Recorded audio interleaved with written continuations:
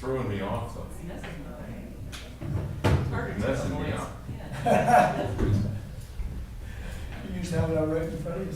Well, Mayor we usually Johansson, we're live. Okay, thank you.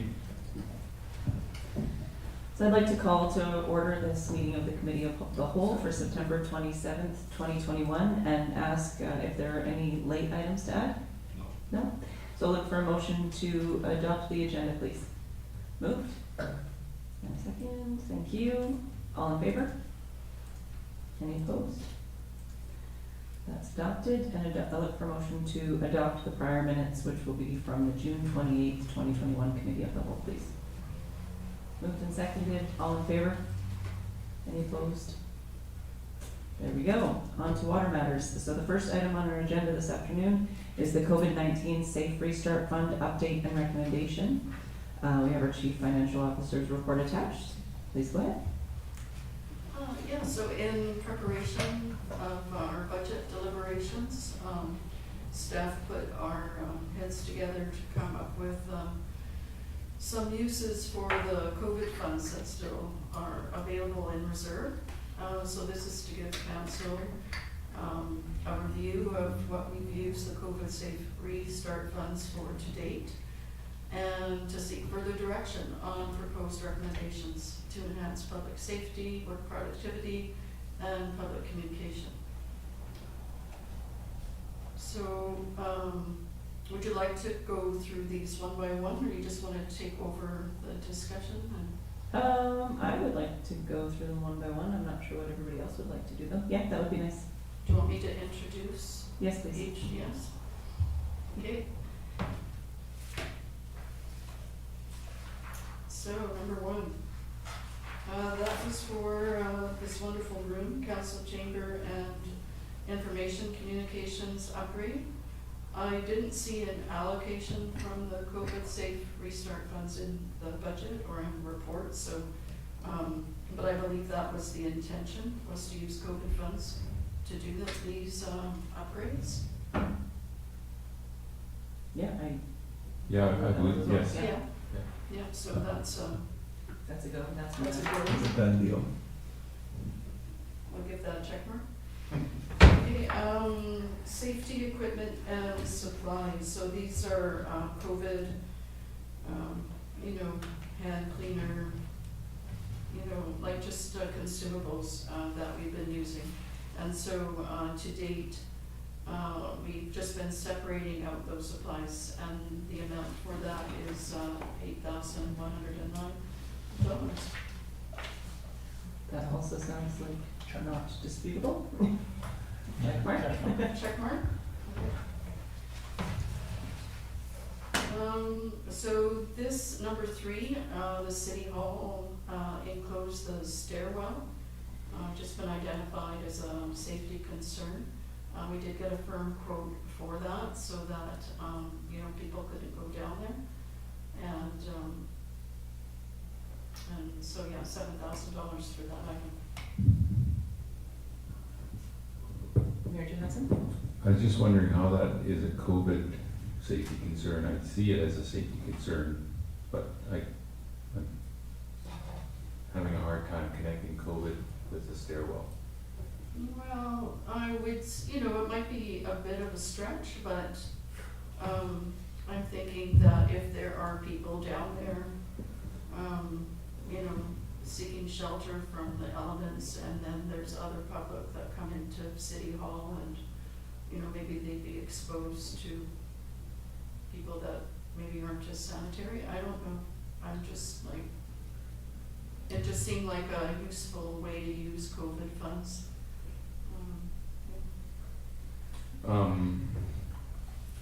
Yeah, I mean, I see it as an issue where people do get shelter down there, for sure, but I'm thinking as far as COVID goes, I think there has to be a pretty clear connection to that.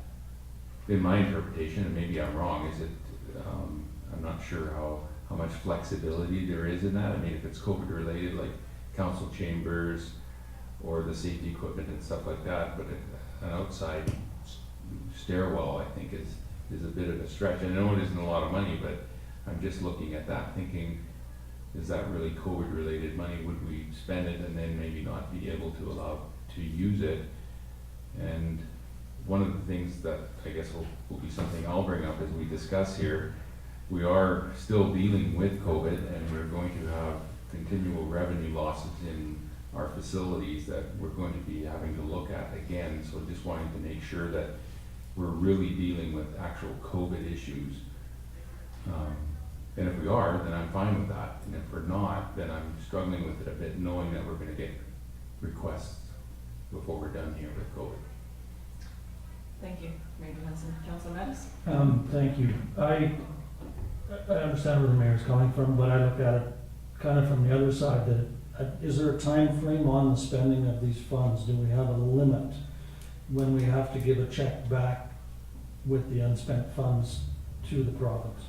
There hasn't been a limit set, it's just, but it's kind of understood it might happen within 2 or 3 years, you know, so we're trying to be proactive with our spending, not trying to save it and hold on to it. I guess the next question would be, would this project be in our capital budget next year, regardless if COVID wasn't here or not? If, well, if it's I not. see some head nodding, so I'm gonna assume that the answer is yes, it would be in there.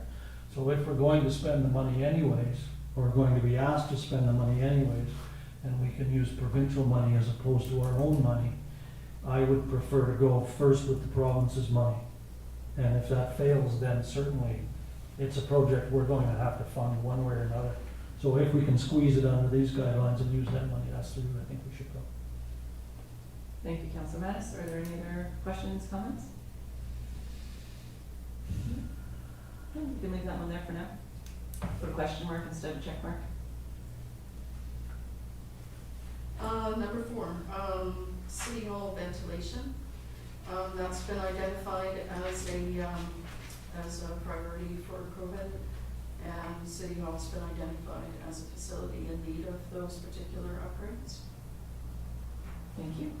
That's for 17,000, and that's not confirmed. We're just, it's just a ballpark estimate. Well, breaking. Any questions? I'm good with No? I think it's a check That one's mark. good. That one's good. Mhm. Number 5, temporary relief for bylaw. Unforeseen personnel issues in during the year resulted in additional costs for bylaw coverage. And this individual has been engaged to provide additional support to the town to the end of the year. The current budget doesn't contain a contingency for extra relief, and so we thought we'd make a request to take these funds out of COVID. Bylaw and protective services are covered specifically under as eligible uses for the funds. Thank you. Any questions or comments? Is the one check mark and no questions or comments? Check mark. Very good. Again, if we can use their money instead of ours. If it fits, if it doesn't, we're gonna have to spend it anyways. Yeah, it's something that we have to spend anyways, I totally agree. So I mean, once we try to use it, we'll see if we can or not, I suppose. Okay. 6 and 7, that's for the Azure data replication. So for 21 and 2022, 2,940 and 4,320. So when, during the state of emergency that was declared, we believed it was necessary to just have a backup of our entire system, a system that's just ready to go should we be compromised or in a disaster situation. And so we've signed up for this service, so this has now been done. And IT services are included in as eligible costs for COVID. Thank you, Councillor Mattis. Thank you. There's this project and a few other projects regarding software. My only concern is, and it's at the end of the report where it shows the annual subscription fees. That's where my concern. I'm not against any of these. I understand the benefits of them, but the concern is it's a 3% tax increase just to pay the ongoing fees for all of these various ones. To me, it's almost, some of them, yes, I see the need now, other ones I'm not sure that I see the need now. And probably would like a little more detail from staff about a priority level for them and their requirements versus the annual subscription fees that are attached. We're always strapped for money, and another 40 grand a year is what it adds up to. It's a significant number. Yeah, thank you, Councillor Mattis. Any other questions, comments? Yeah, Mayor Schmitz. I'll just weigh in on that. That was my concern as well, looking at the increase for the RCMP cost this year and another 3% on top of that, or going forward, is a concern. Just wanting to make sure that we absolutely need to do what we're being asked to do here.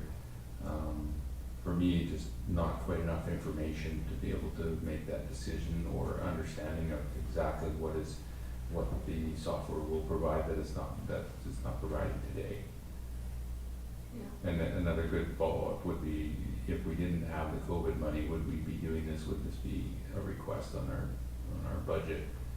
I like the idea of being able to pay for it up front, but then we're getting hit on the back end. Thank you. I had the same questions when I read the report myself, and I like the suggestion of maybe just as a follow-up in the next committee of the whole or something, just going more into detail on the ones that carry ongoing costs, so that we can see if there is a priority list, or if they all make the top 10, whatever that looks like. Yeah, this particular one, it will be included in the budget, just from, it's a high-risk item. So I would definitely put this one forward as a necessity. And I would say that the Voyant alert, I would say that that's a high priority as well, because that's related to emergency services. Personally, I don't think that those they'll come out of this year's budget if we don't fund them by COVID. So, sorry, just so I understand, those would be funded anyway, just through the regular budget if they want to Yeah, fund they have to be, because we need to mitigate that risk of downtime with the fires and with, just the cyber attacks and those types of things, right? Mm-hmm. Yeah, good information, thank you. Councillor Veintimilla? Yes. Thank you. The other item that would be a priority would be number 9. With us moving to East Crag, the permit and land use applications, we'll lose that in March when our iCompass contract expires.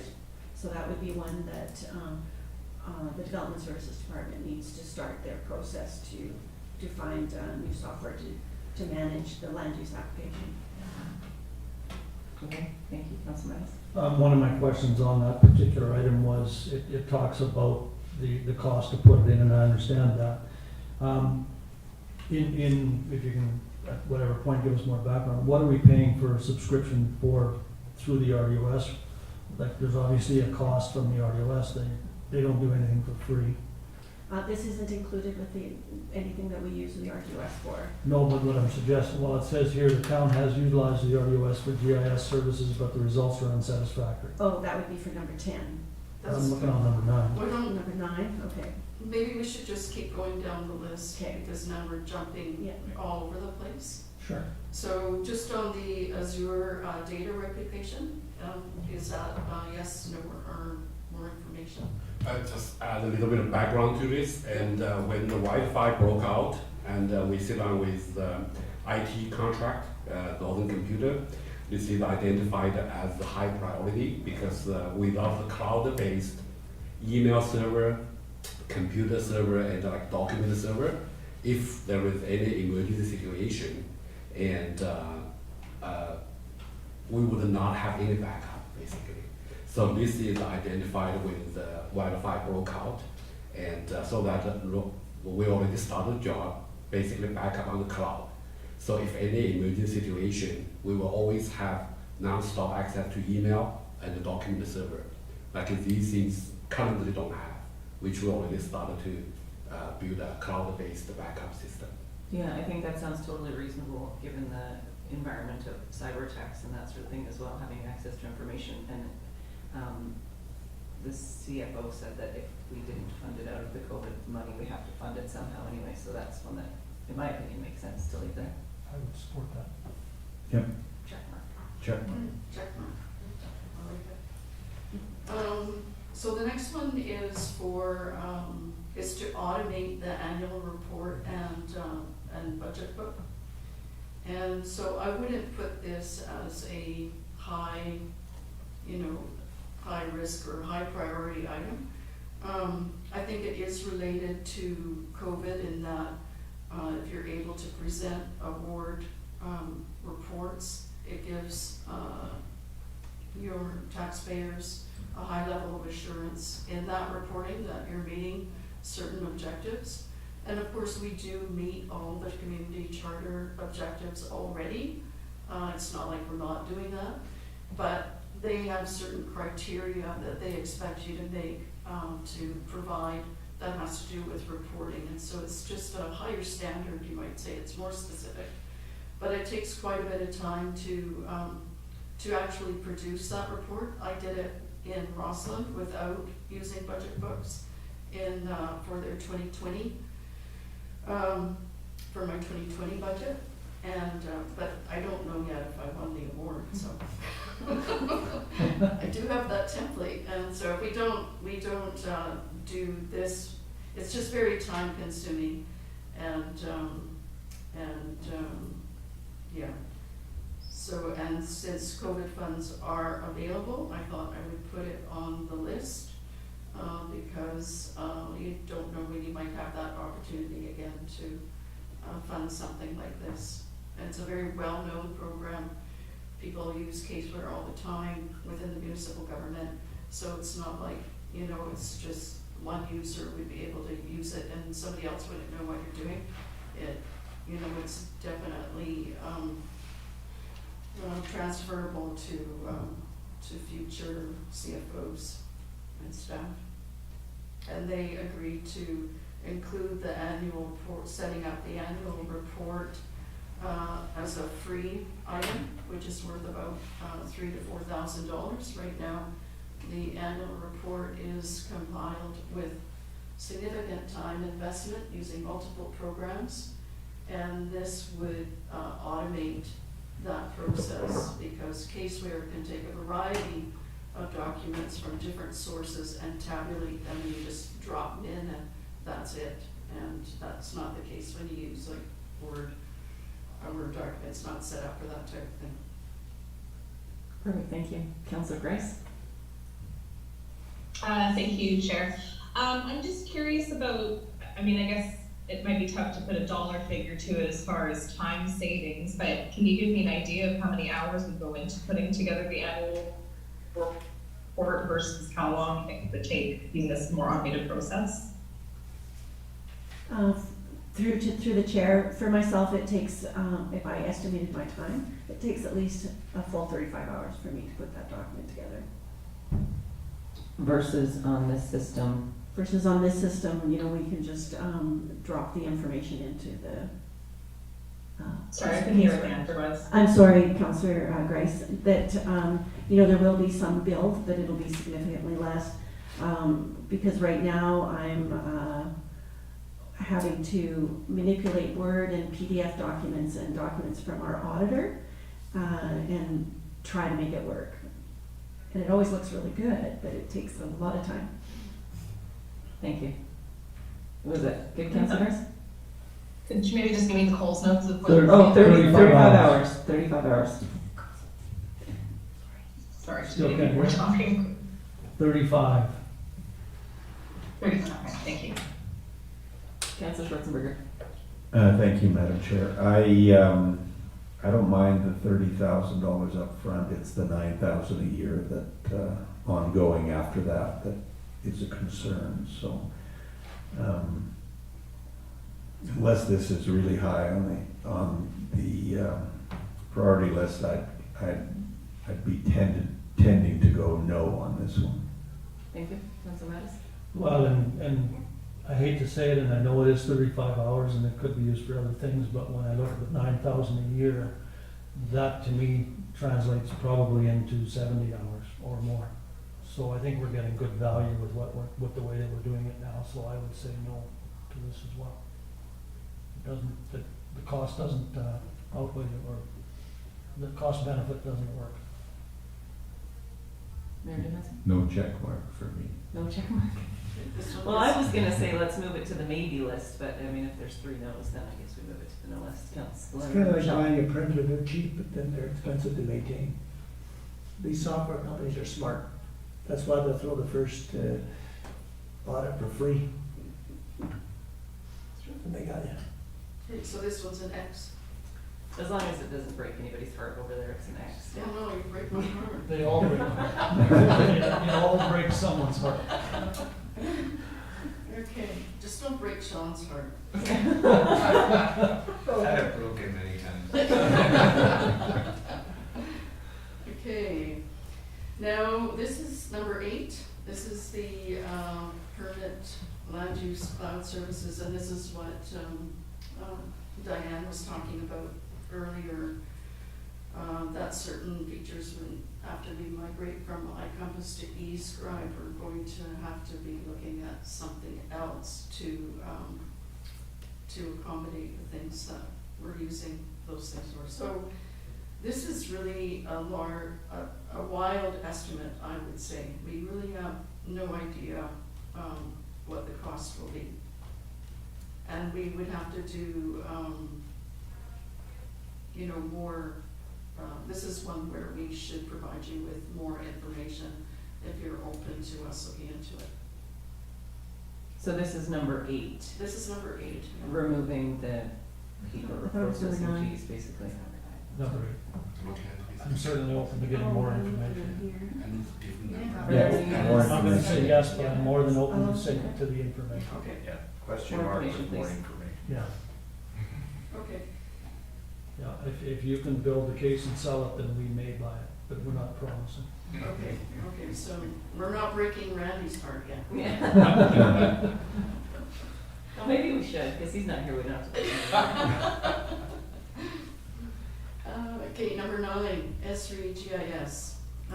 It's about a $30,000 estimate. So this is where we have tried to use the RDOS for their GIS services, but they don't use the same layers of information as we would like to have, and they won't add them, and that's what GIS is all about, is, just layers of information. I think we've tried to use this program named Lightship, which our engineer was using as well, and the engineer also uses GIS. But that hasn't been satisfactory as well. S3 GIS is a municipal standard. It's what, probably 99% of municipalities out there are using. And this is the level of detail that Public Works needs to maintain assets, know where all the assets are, and advance asset management initiatives. It provides all just a data set of where all your assets are, and Sean can speak more to it than I can, but what I know it can do is it tracks down all the stuff that's in the ground, above the ground.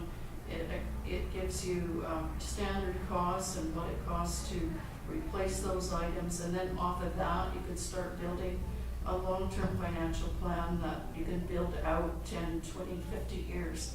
And those are the kinds of plans that the provincial and federal government is looking for when we apply for grants. They want to know what we have and how we're progressing with asset management. And this is like a key foundation to the municipality. So I would say that this is a very high priority as well. I would put this ahead of my own wants, which is a lot. Thank you. Mayor Johansson. Yeah, I am familiar with GIS system, and I'm supportive of it. My question comes is, what is it going to be the cost to implement and upload all our stuff in there and manage it on a daily basis, monthly basis, to make sure that we're getting the information out of it? I know in Kelowna they had a lot of staff, that's all they did with GIS. And I'm just wondering, knowing that we're a little short in public works, who's gonna do this once we actually buy it and make it, give us the information, which I know is completely valuable, but how are we gonna get it so it's producing the stuff? And what's that cost gonna be? So the idea was that 30,000 would include TRU, since they have a lot of our information in the system already, is to just upload that into our own system, and that they get it up to date. And then from there, we, you know, we would have to make sure that we get some training for Joseph, who's not familiar as much with GIS, and then TRU could help us with the more complex things if Joseph didn't know how to set those things up. So that 30,000 includes that implementation as well. But again, it's a rough estimate. Like, we know the information's there. It's just about getting it up to date, right? And yeah, did you want to add anything? Yeah, I'll expand on that through the chair. Yeah, so Joseph's been spending quite a bit of time this year. Lightship made a bunch of changes to their program that wouldn't allow us to do some of the things that that they said that we could use, and it was offline mapping. But we always, when we started with Lightship, it was just a program to get us started, and it was a cheap version to get a lot of our assets in. We've got a lot of the data in there. There's still a lot to populate. It is time consuming to get all your data in there, and even costs on replacement costs for pipe and different things, and what year the pipe was put in. It's a lot of data. But when you go to the next step, you can, I mean, it does take a different skill set, and that's why we're thinking of working with True Engineering, and we're exploring costs and things on. We've had the discussion with them because they have the expertise. They actually have a person on staff that is quite capable and works with all their. They work with other municipalities as well. And right now with the regional district, we thought in the meantime we could bridge and use the regional district's GIS site to upload a lot of our data, and it's just too time consuming. The regional district they do things a little bit different than we do. They wanted to add less layers. We want more layers so we can have more information. When you click on your assets, you want it to pull up all this information, right? So it's just if we go to a GIS program, and it just takes us to the next level where we need to get to. And then from what I understand, I've got to learn more about it, but from what I understand is you can extract any data from that program, and that's where you need the experts to do that. But that's very minimal part of the work. Most of the work can be the data inputting and the mapping can be done by Joseph. But how much of his time is going to be consumed, we're not 100% sure at this point. In Rossland, we had a part-time IT GIS person. They worked 50 hours a week, and I would say that about 50-50 was IT GIS. So you're looking at about, it's probably spending 20 hours maybe on GIS related tasks, right? So it's not like you'd have to hire a full person to be able to maintain the GIS. It's really, a lot of it, it's just getting that initial information into the system, right? And then you get design builds from the projects that you do, and then those are uploaded, right? Mm-hmm. The actual data collection, you can hire students you can hire a GIS student. They have to do practical work before they get their GIS technician certificate. And there's grants to hire students right now, especially during COVID. So they could collect a lot of information but we have to have the information in there first to identify the gaps in our information. And so there's these different possibilities to try and build up the data. Okay. If I can just add a little bit more background on it. So basically, looking at the GIS, basically is mapping, and so we have different layer of mapping. So we have a water map, sewer map, road map, and also you have historical information. So you would have those pipes, the age of the pipe, the material of the pipe, risk assessment. Like if we did sewer camera, we did how many water break, how this sewer break. So service history, those are part of those mapping and drawings, as built, those kind of things. And my understanding is we have kind of go through a low map, starting from line ship, and then line ship somehow go back to some of the promise to us. For example, one key feature we need is offline drawings, and the original support, then somehow now they say, no, these are extra additional, we do not support anymore. So we have buy 6 iPad, which is supposed to load it with all these drawings, mapping, hand over to the operator so they can have one, go to the site, find out the curb stop, all those kind of things. And but Lightship do not support anymore. So the second stage we go to RDOS. We were hoping we can just operate under the umbrella of RDOS. There will be the other small municipalities also do this kind of thing. And my understanding is beginning of the time works okay. Then the Wi-Fi broke out. Then they drop everything working on the Wi-Fi. And now they have pile of their own GIS data updating workload. So our GIS work has been at the bottom of their priority. So something couldn't get done 3 months or 5 months. So now we are looking at the stage 3, basically looking at another GIS contract, because as we said, we do not have in-house GIS capabilities. Joseph, as a technician, has some basic GIS training, but he do not have advanced GIS skills. So we need to find either true engineering or some other GIS contract. So when we have those raw data, like the water, sewer, loads, the asset history, service history, drawings, but we need to hand over some contract to help us pull them together, then upload it to the system, and then we can further to utilize those data with those iPad, so the operator and the workers can use them on site. And $30,000 at this stage is a very preliminary estimate, because we haven't used Easily before. Right now we use Easily under the license of RDOS. So if we go another contract, license fee could be, like I used to have another municipality pay roughly $7,000-8,000 on a small government package licensing for the Easily. And so if you look at that, kind of, then another $20,000 will be the contract fee. Some GIS kind of help us do something our in-house was not able to do. So at this stage, $30,000 is just a rough estimate. Thank you. I have Councillor Madison and Councillor Michelle.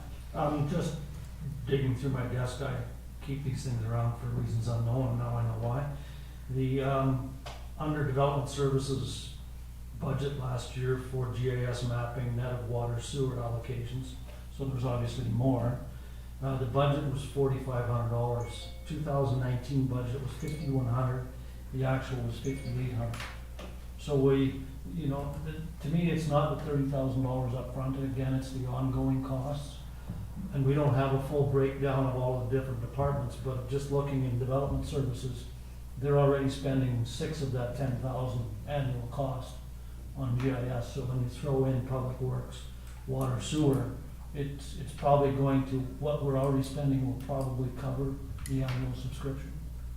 So for me, I have no issues with the 30,000 up front, and I think we'll be covered on the 10,000 on the back end. That was going to be my question. What are we spending on it to the RDOS right now? Like, obviously we're paying them something. They're not doing it for free. Yeah, we're just using their GIS services for just basic mapping info and parcel information that we can pull off of properties, and we do have some of our infrastructure on there, but it hasn't been updated for a while, and we have more up-to-date info, like just for instance, we had, like on their side, we have water and sewer, but Joseph, on our lightship program, we have like our road inventories, we've done the roads twice now in the last so many years. We've got water and sewer, of course, we have street lights, and we have other infrastructure that's on there, and we can't populate it on theirs yet to see it. So we're just not being able to get to that next level and move on and get all of our assets in one location using one interface. And then I believe, and maybe you guys know better than I do, that if we do go with Esri or a similar type of program, that we could offer our own web-based, so the public could view, we could have our own GIS website that the public could view, just like if you go to the District of Summerland and Penticton, you could possibly offer those services as well. So people could pull up the basic information, right? Yeah, you could pick up all the services, and they can just click what layers they want to see. You can tie it into zoning, you can tie it into the property tax system so that they can see what the assessments are That's right. and what the property tax amounts were going back for whatever you've got data for in your system. It's a really useful tool, like for the public as well, right? Thank you for that. Councillor Michelle? Councillor Mattis basically asked what I was gonna ask, is what's it gonna cost us, now, but I've got another question, and that is, do you have an estimate of what it'll cost the town, whether we hire students or whether we hire somebody else to do this and put all this onto this giant GIS? I mean, there's a tremendous amount of information there. Somebody's gotta do it. It doesn't just appear there. And then do you have an estimate of what that's gonna take in man hours to do that? That's a huge task. So that's the only question I would have, is what's the estimate of what it will take to compile all this information and put it into this new format? It's a rough estimate just to gauge council's appetite for it, right? So of course we'll drill down more into getting exact costs, right? But we didn't want to present, my budget book and not Sean's Esri. Do you know what I mean? Like, so it was just like to present you a whole package, see what your feelings are, and then we can take it to the next level and incorporate those types of things, in the operating budget as an item to consider. Just to ask, Do we have to completely input all the information to do this? No. It's migrable. You can, Migrate over? you can upload, it's compatible, that's why True uses Lightship and Esri, and they go back and forth between the two programs. So we've got a lot of the, I mean, there's a bit of time, but not as much as you think. Okay. But I'm still finding out a lot of the information. I just haven't got all that info back from True on how it would work, and then we'd have to discuss it internally, like how is it gonna work, and what we need to do on our end, and what they can do for us. Mayor Johansson? I'm in favor of seeing this on our budget. I think it is a very good system, and it is really what it comes down to is an investment in our asset management program. That's really what it is, and you can add stuff on here, city works and different things like that. My concern with just understanding the full cost going in, is it gonna take additional staff? What's it gonna cost? And if we can get all that information, then we can consider whether we're gonna make that investment in our today or tomorrow. But I agree, at some point we need to make this investment. What we're going to do is, talk to True Engineering as a starting point, because they haven't been working for the town for the last 20, 30 years. So lots of our own documents, the mapping, the drawing, they have that too. So try to talk to them to say what kind of contract work they can help us to do, right? And we have a basic inventory. We have a basic inventory of road, water, sewer, hygiene, street light. We have a basic inventory. We just needed to find a more stable platform, because first time with Lightship kind of goes down. Second time with RDOS, kind of now service go down as well. So we are looking at some sort of independent platform. Like if we pay either directly, pay a license fee, we will have our own GIS website. So we control that website. Now, and of course, we would base on our budget, right? So it's just you would complete your GI system year by year, right? So this year you do hire somebody to do all the hygiene. Next year you hire somebody to do all the curb stop. You will just do it phase by phase. Over a number of years, then you complete all your asset inventory. We wouldn't like keep everything done just 1 year. It will be a multi-year process. Perfect, thank you for that. I think it sounds to me like this gets a check mark in pencil, and we'd just like to see a little more information before it gets pen.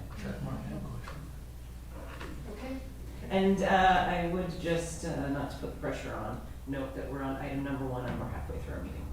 There's a little out to go. number 11, Buoyant Alert, 2800. So RDOS has transitioned from Civic Ready mass notification system to Buoyant Alert. So it's part of our emergency measures. And there was a grant for 2021, so those costs were covered. But in 2022 and future years, those costs will have to be incorporated into the operating budget. Sounds good? Yeah. Thank you. That's a check mark. Mhm. Okay. Number 12, internet upgrades, 20,000 estimate. Did you want to speak to that, Diane? Because you're more familiar with that than I am. I'd be happy to, thank you, through the chair. So the internet upgrades, we currently have a old database that was built by the RUS and brought in about 2012.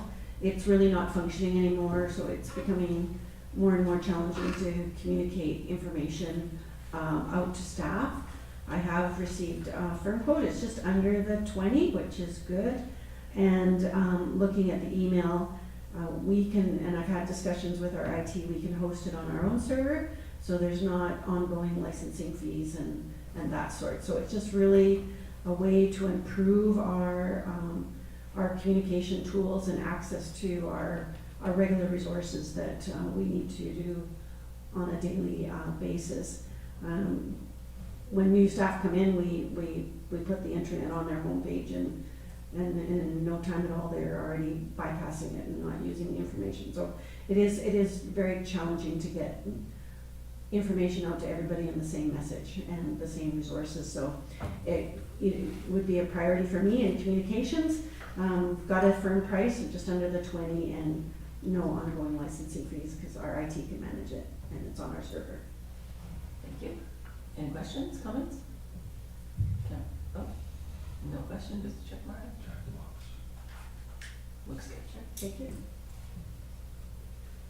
Number 13, safety equipment and supplies. Looking at what we spent on safety supplies over 21, 2022, I would say that it's approximately 10,000, so I would include that in the 2022 budget to draw from COVID if you were in agreement with that. Okay. That's the same as line item number 2, it's just that number 2 was for 2021, this is for Yeah, 2022. exactly. And number 14, the CCTV surveillance cameras for Public Works and Town Hall, approximately $10,000. Do you want to speak to that, Ed? Or Sean? Yeah, I can speak a little bit on it. And oh, sorry. Recently, we do have some incident and some theft occurred, and also have kind of related to that stairwell thing. We have questionable people, just kind of loitering around the town hall and the finance hall and public workshop, and you see the point. Particularly, this will be COVID eligible. We think at least for the public works, town hall and finance, we would like to have a surveillance camera to install.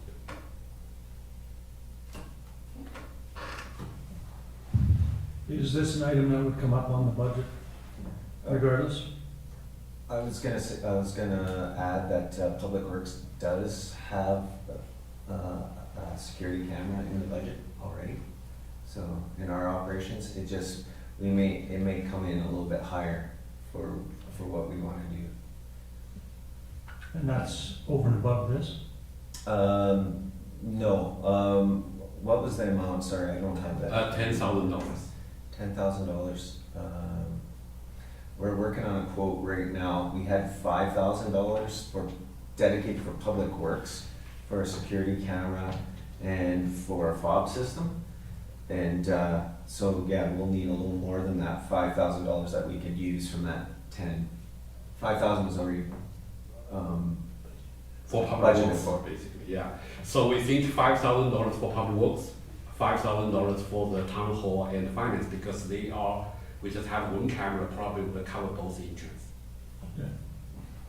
If, again, I go back to the original point that if we can use this funding as opposed to our own funding and it legitimately works, that's the route to go. Councillor Schwarzenberger? Thank you, Madam Chair. Are there any ongoing fees like this, that stuff has to go to a cloud somewhere and anything like that? I haven't talked to the electrician, but I believe talk to the electrician, you would have a choice. Either you use third-party cloud or we can use our own like server or something. Yeah, you can get units that will record up to a certain length of time and then erase, right? So you'll have a certain amount of time to go back Right. and look at any surveillance or security issues that you may have had. Okay. Thank you. That's what Public Works is kind of looking at, I think. We'd like to go back in time a little bit. Okay, sounds like it looks good. So we just have a couple there, I guess, that we're gonna get more information on For sure. coming up. Yeah. Thank you for the presentation. We did have a proposed motion, however, I believe that it probably needs to be modified after the little changes and extra information that we've asked for. That maybe the corporate officer can help me with that. The proposed motion was that council approve the recommendations as listed in the COVID-19 Safe Restart Fund update report dated today's date. Councilor Mattis? I would suggest, based on the conversation, that this come back to the next committee or whole meeting or the next, once they drill down and give us more information, then we would make the full decision. We don't have enough at this point to say, here's the list, go ahead, because the list isn't complete yet. Sure, yeah, I mean, whatever works better for staff. If we want to approve part of it now and come back for the rest, or just come back later with it all. Well, I was just wondering if, through the chair, if the ones that received the check marks that we can proceed with, and then the ones that were excluded, I could put in the numbers that they would be brought back for additional information to council. Sure. That seems reasonable to me. Does anybody want to make the motion that's on the screen? That council approve the recommendations as listed in the COVID-19 Safe Restart Fund update reported today's date, excluding the items being brought back to council for additional information. Yeah, that's fine. Moved.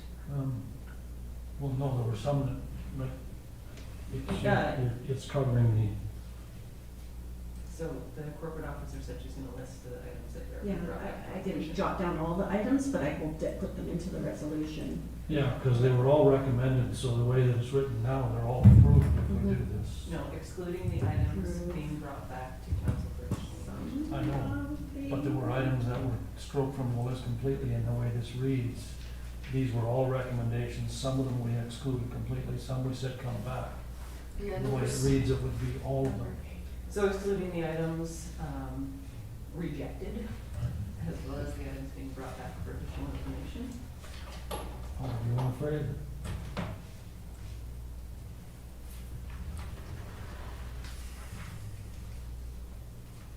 Is that what the council Councilor Sure. So that's been moved. Is there a seconder? We don't need to list the items that were rejected. Well, if we want to take the time to do it now. Do you want me to That's listen? why I said. I think there's only a couple. I think there was only a couple. So which one, just give me the Eight was rejected. eight. 8. Was rejected, yeah, and then 3, 9, and 10. Okay, eight rejected. No, 7 was rejected. I thought 6 and 7 were together. No, 7, the budget book was rejected. Okay, yeah, I think you were. Yeah, but you have a different list. Yeah, numbering are different. Yeah, Numbers numbers don't don't Yeah. So, We start numbering. okay, I'll wait for, Let's just state the item, just state the item, I I think mean, I know which one's there. just say which one, like the case where, like the case Yeah, where. the case where it's Doing eight. that, yeah. And then, 3, 9, and 10. I think that we do have to wait until next time because our numbers are not the same. Exactly, that's why I'm suggesting So that number they're gonna come 7. back with a short list of what we've agreed to Okay. and another list with a whole bunch of information that we will agree to, Yeah. or not agree to, depending on the Okay. information. Yeah. I'd Not that rather we wanna wait, have the whole just- conversation again, but I think the numbers are different on what our report and yours. And that might just be more confusing. So I'll withdraw my motion. yeah, Yeah, and we'll go with Councillor Mattis's recommendation. staff will come back with more information.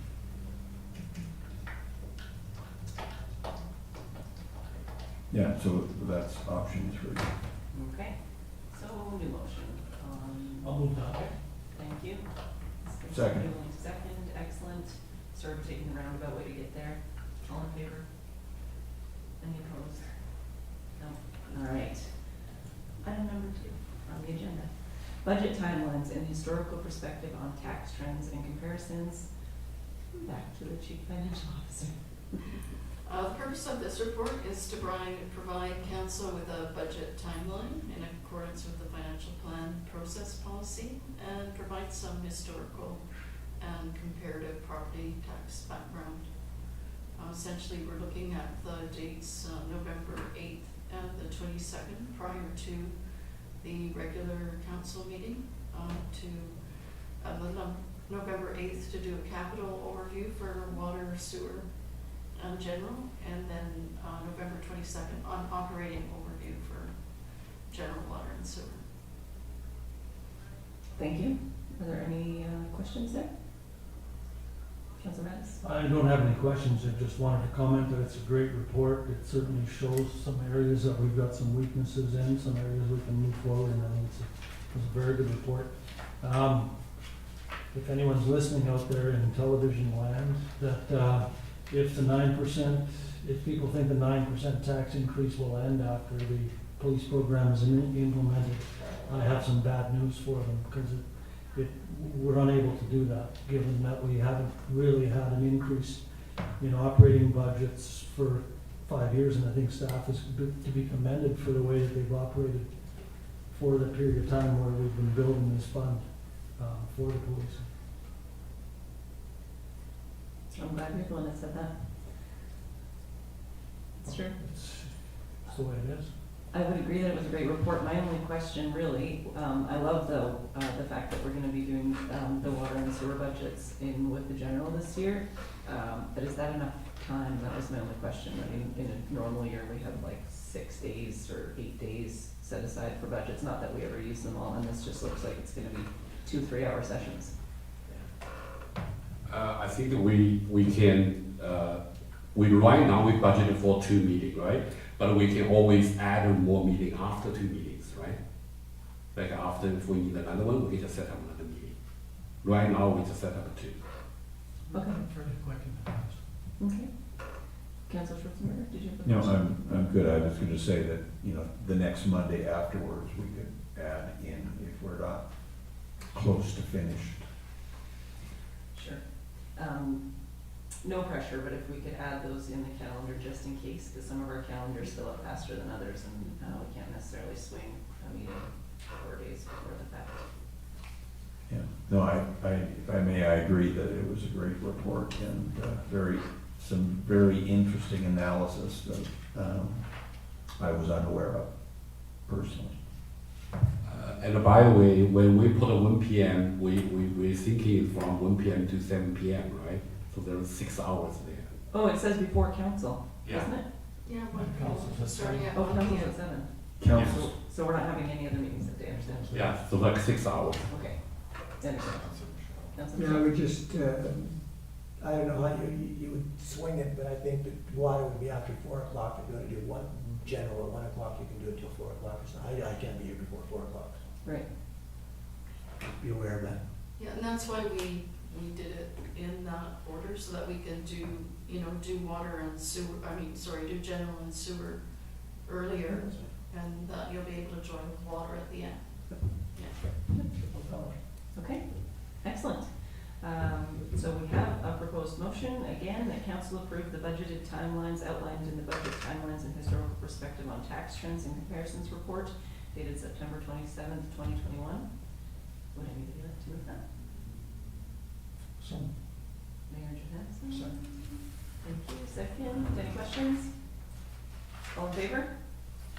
Any opposed? That's carried.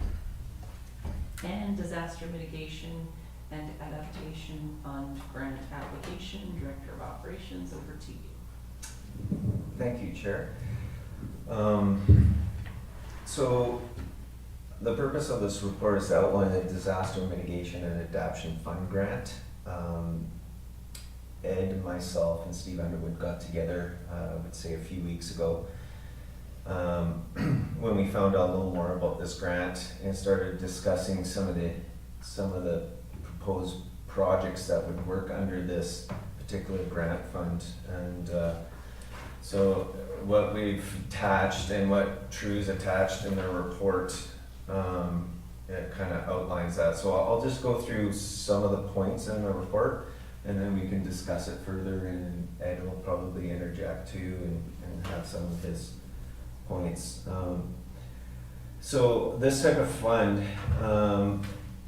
is strengthening communities' resilience to potential infrastructure failure caused by natural disasters.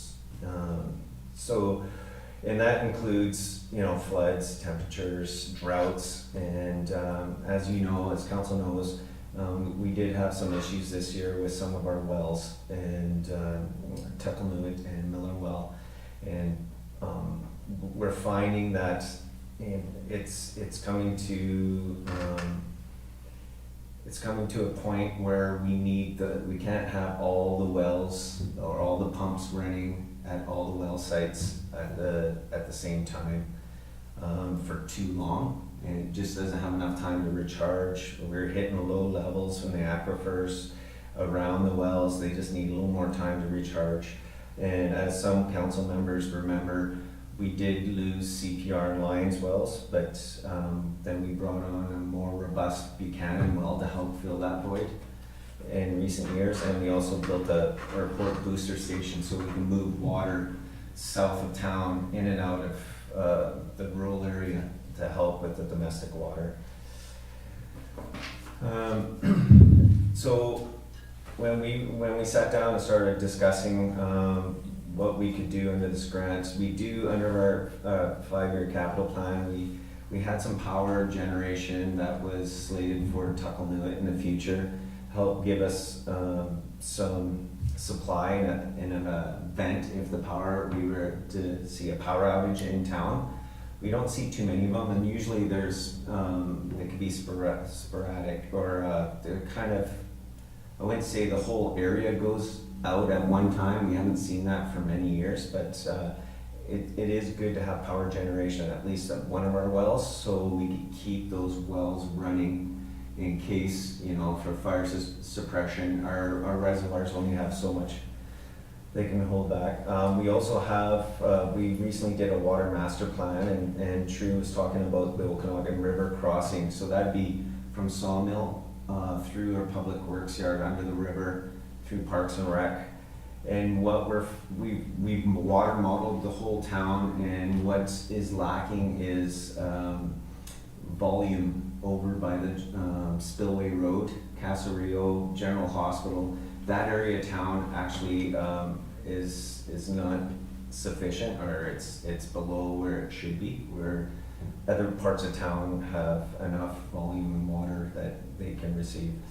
So there is that void. And then of course to look at constructing a brand new pump house. And so I think the time is to start drilling and test wells, and to possibly look at another location. And we have a few in mind. And so tying all those together in the application, which would come up to approximately just over $3 million. This funding available is for 40%, and so the town of Oliver would need to fund approximately $1.86 million in order to get, or in order to do the full project. We also found out that if we do get an Indigenous community or OIB involved, there could be further increases for coverage from the federal government. So we did talk about maybe there is an opportunity to do an interconnect. Of course, we have to have some work involved. You couldn't just turn a switch between the two systems. They underwent a bunch of problems this year, and they were running out of water in their subdivision area and some of the places that they supply water to. And I believe that they were warm to the idea and would do a letter of support that could help us in our grant application. There is a component to that, though. I believe it's an emergency connection to the OIB is estimated at $500,000. That's the only, and right now those are rough figures. And what else was there? So, in order to get the grant, we need a council resolution, and we recommend that council prepare for the worst case being only 40% of the funding. And that part one includes the new wells, the line across the river, and the backup generation. And then in True's report, part two would be 100% of the funding, I believe. I believe Ed talked to Steve a little bit more than I did on the last memo, and that would be the emergency connection to the OIB.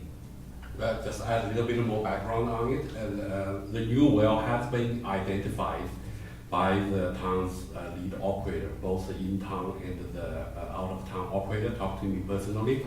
They think they work for here, I don't know, 20 years or whatever. This is the year.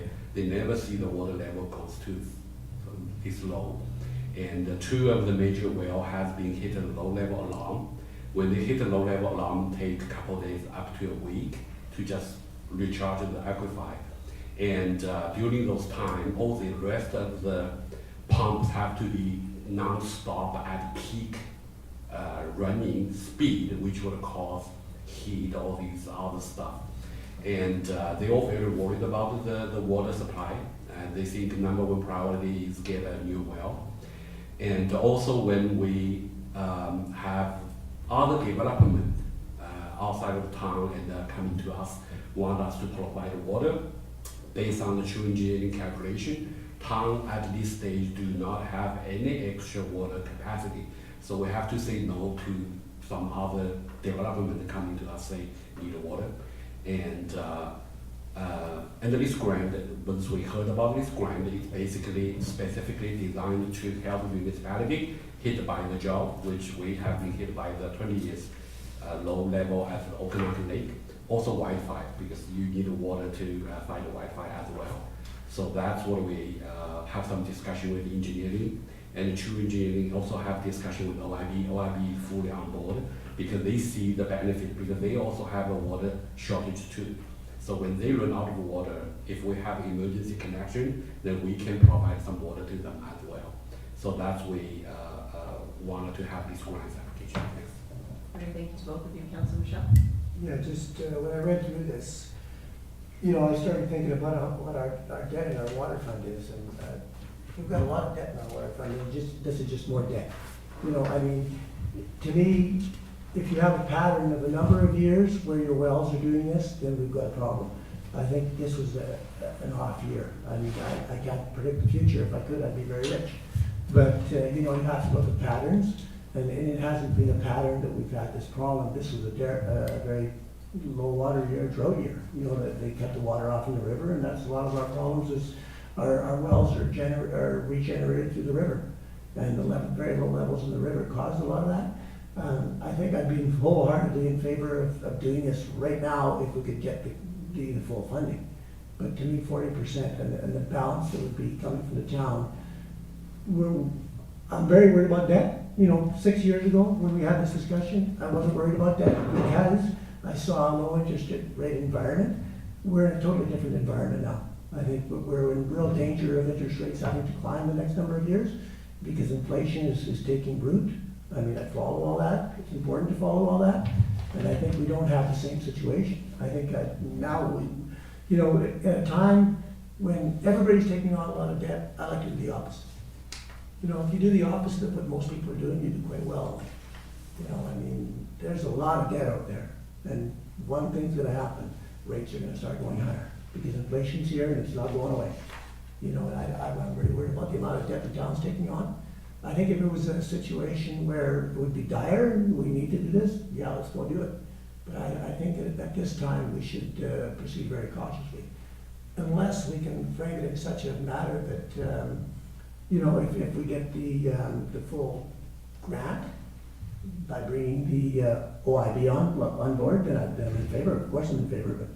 But, you know, as far as worrying about grants, the government always has grants. You know, when we did phase 1 of twinning in the rural area, we didn't get full funding. When we did later phases, we got 100% funding, lo and behold. I mean, the government is always coming out with grant programs. Just because they've got a grant program that provides 40% doesn't mean that we have to jump at it. Like I say, I think if it becomes a pattern, if it was to become a pattern of very drought years, then I think we'd have, you know, as a town, we made it through this one, and it was a pretty bad year.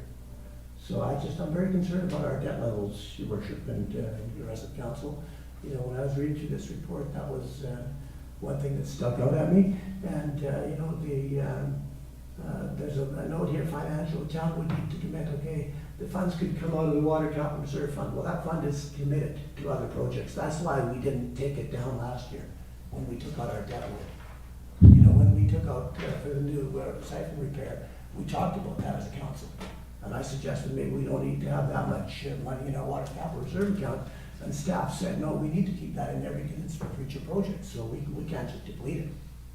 You can't argue one year that you can't deplete it and the next year say you want to deplete it. That doesn't make any sense, to me anyway. So, those are my 2 bits on it. Sure, thanks, Councillor Michelle. To Councillor Michelle's point, is this the first year that a new well was identified as a priority, or has it been something that's come up in recent-ish years? Through the chair, this was the first year that it came up because of the problems that we had. If anything, this year, we may have to put some money just to at least explore test drilling some areas at the minimum, just if this doesn't go through. Thank you. Councillor Metz? Thank you. I would echo the concern of Councillor Michelle and not so much the interest in the borrowing, but rather that my understanding is that reserve fund was spoken for, if not future projects, then a good portion of it was going to go towards the siphon repair so that we would borrow less money. If I remember correctly, that was what it was going to be used for, was to keep that debt down low. So to use it for that just means we have to borrow more for the siphon project. The second part of the grant request, I think we should proceed with 100%. If we can get that cross connection, that benefits everybody. If we can get 100% funding, absolutely support that. That's a great project. If the OIB supports it, we should support it as well. I don't know enough about it, and I know there would be test wells involved. My concern about, and I'm glad you said you have several locations to choose from. I believe we had to close down a well in Lions Park and a well at the water park, that we closed 2 wells because of uranium, and I just wonder, it's only a question because I don't know, about the proximity of a well in Parks and Rec, whether we run into the same, spend $3 million and end up with the same uranium issues. And we wouldn't know that until we got down into the aquifer for a period of time. And that would be a real concern to me, so I'm not sure about the location, I'm just throwing that out. it's not something that needs to be answered today, but the other concerns, and certainly proceed with part two as far as I'm concerned. Can I Did you just wanna add respond to that? a Yeah. couple? Yeah, the uranium issues seem to be on the west side of the river. And then we had hydrocarbon issues on a well that was basically where our bridge park is. And that was closed down before I even started with the town, so there was 3 wells that have been decommissioned over the years. We were thinking the other side of the river, we've found that a lot of times on the other side of the river, there's been less of those problems, better water quality. So that's what we're hoping for. You don't really know, like Councillor Mattis is saying, until you test drill and, you know, and even testing the production, how much can you get from that well too? There's a few different things you need to look at. And I don't think the uranium showed up until the aquifer was down as well, so until you pump a lot of water out, you'd never know. Did you have The something? uranium was always present. It just, I think, increased a little bit over the years, but what happened to close those down was the standards changed. So the Canadian drinking water standards went to a different level and then automatically canceled those out. Once they found out more information over decades. Mayor Johansson, Councillor Schwarzenberg, and then Councillor Michelle. Thank you, Chair. Just thinking outside the box here, because there is the 100% funding for Indigenous community, is there an option to partner with OIB and find that they would have their own water supply there? The piping is already in the ground, and then the capacity that what capacity would we get back by not having to supply water to OIB, and then there would be a project there that would be 100% for Indigenous community, and still give us some capacity back because we're not pumping it out there. That's a really good point. That crossed my mind as well. Thank you, Mr. Mayor. Yeah, give it to the old well, give us back. Councillor Schwarzenberg? Thank you, Madam Chair. Just 2 things.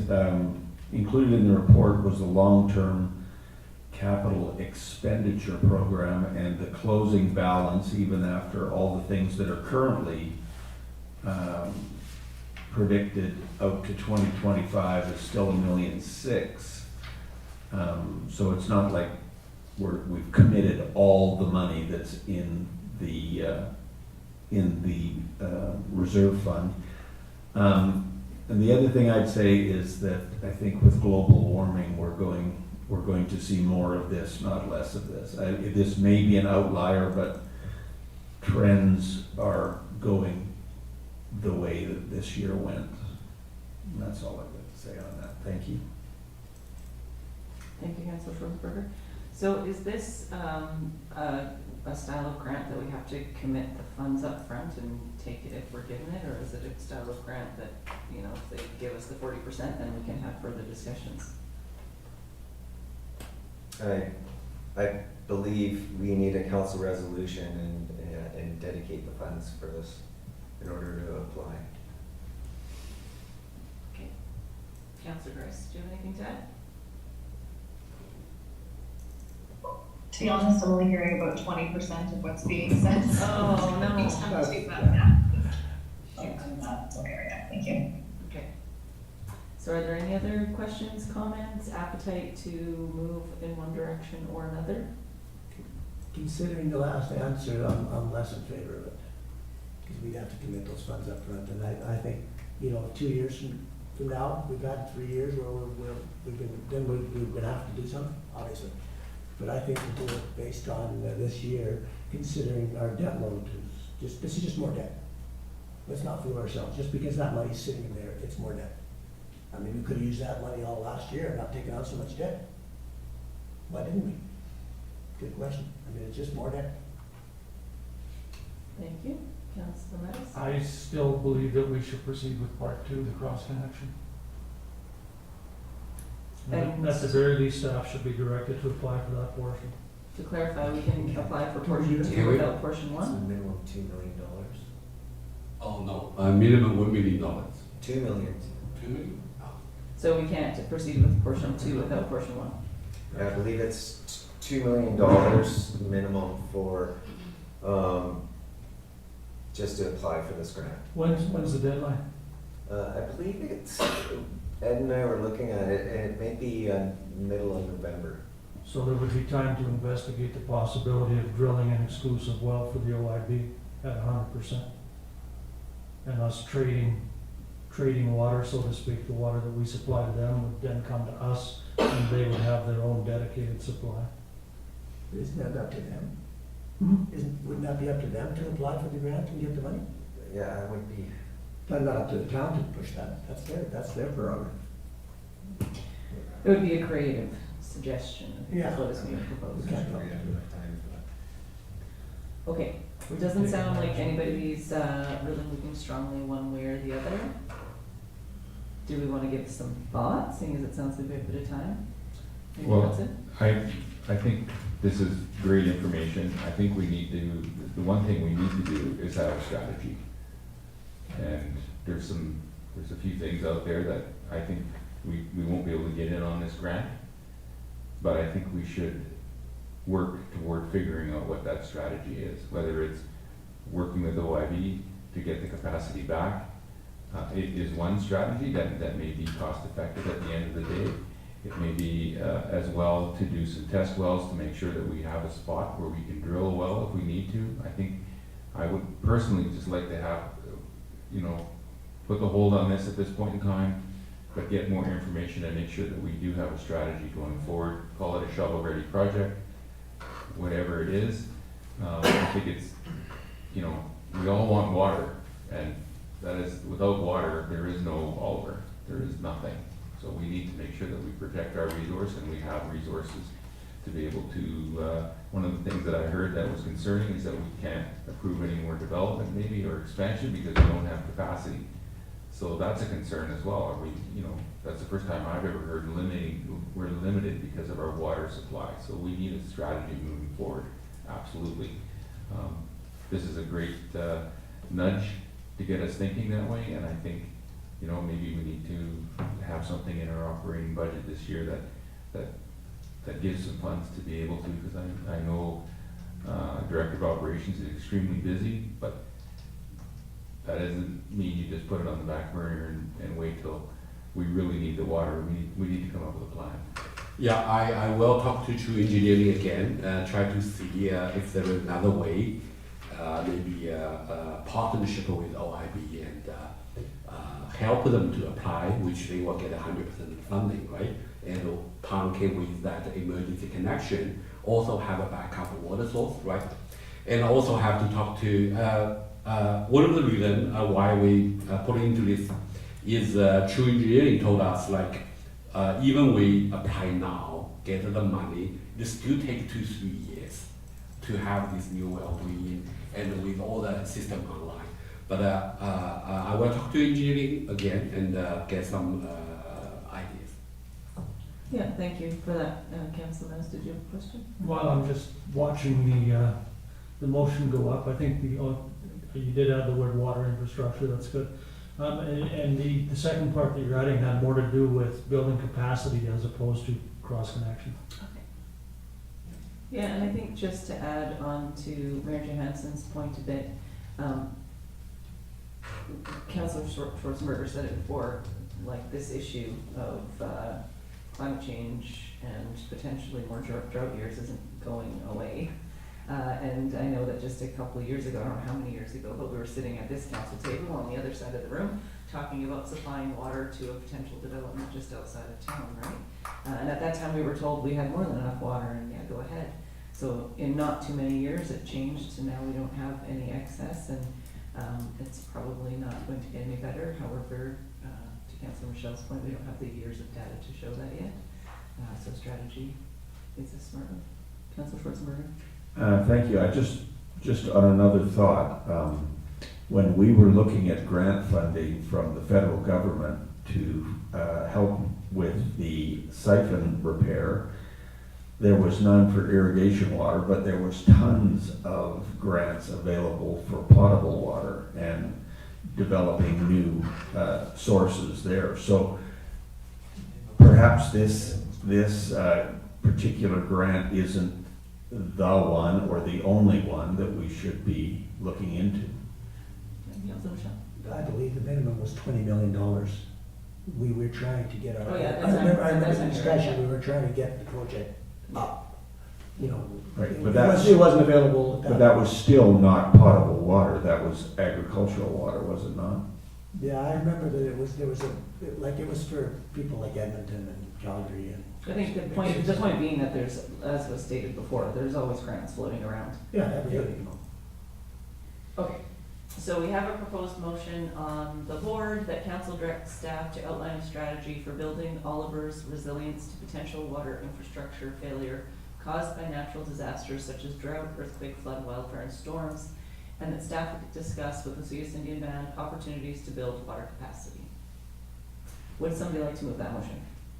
Happy to. Council Mattis, second, Mayor Johansson. Any more conversation? All in favor? Any opposed? That's carried.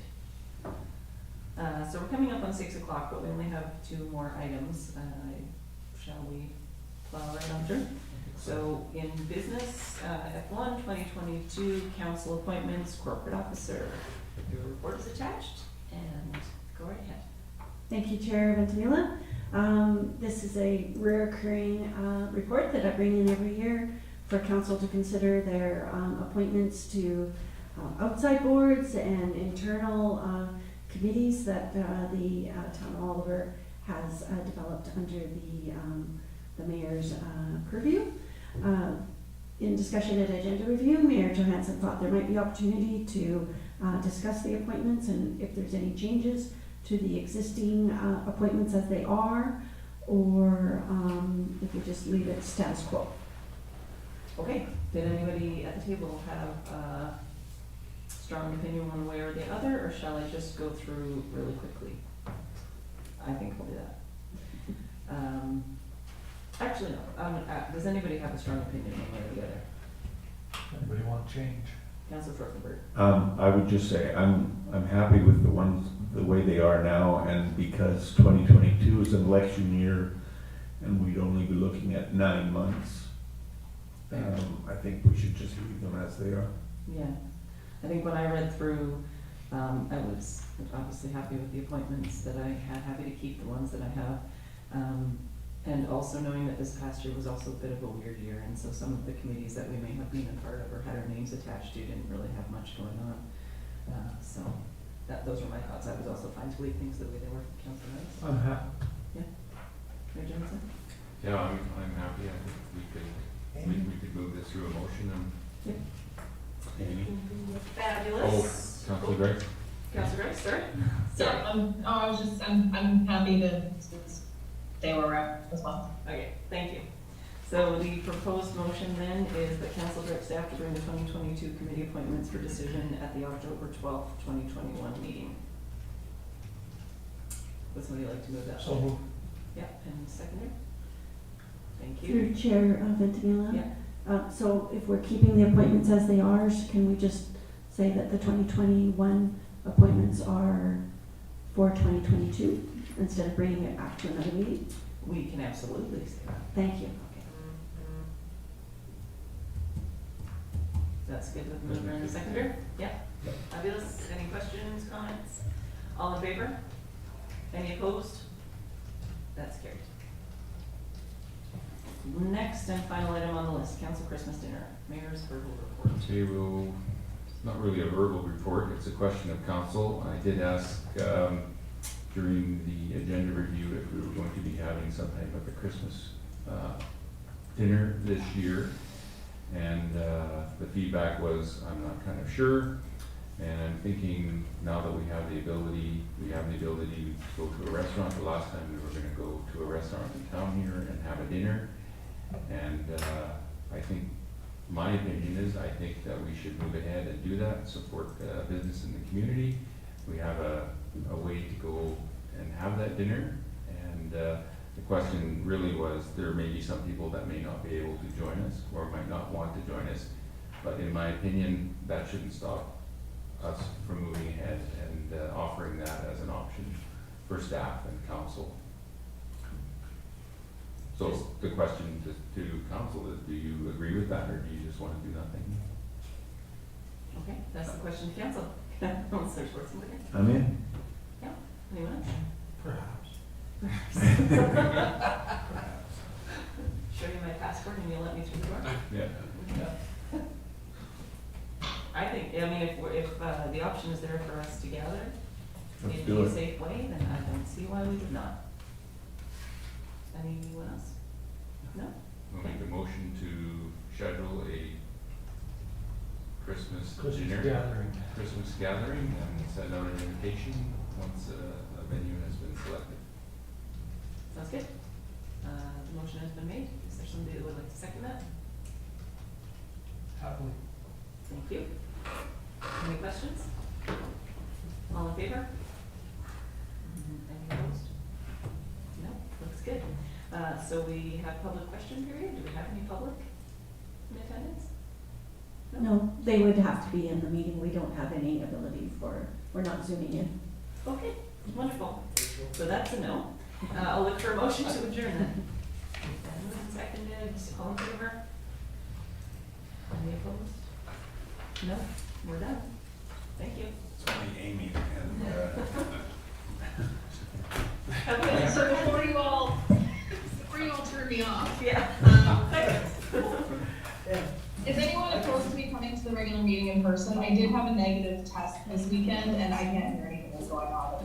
No, Sounds no. opposed. Yeah, come on in. Come on in. Okay. I had to do this first. See you in an hour. I'm waiting.